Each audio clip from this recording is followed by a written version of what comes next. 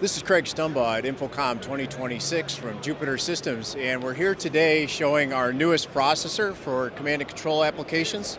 This is the Catalyst Flare processor.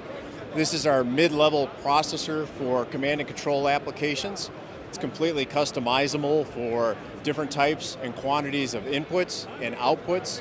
We can support any type of display technology from DirectView LED, LCD, or any other type of display for different applications in the command and control space.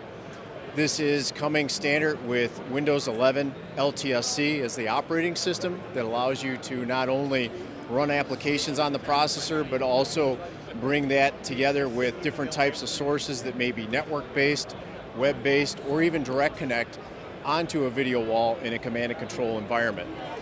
We've got a 45-year history of designing, developing, and manufacturing our video wall processors in North America in our factory in California, so they are TAA compliant to meet those rigorous needs of military and government applications, but also commercial applications in various markets, from traffic management, utility, security operations centers, and many other types of applications that you may have that are command and control.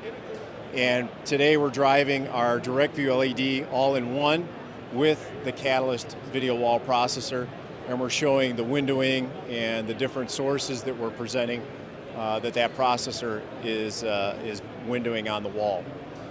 You can see that processor and all of our other processors that we have in our product portfolio at jupiter.com, or you can come to ISC and visit us at booth C7858.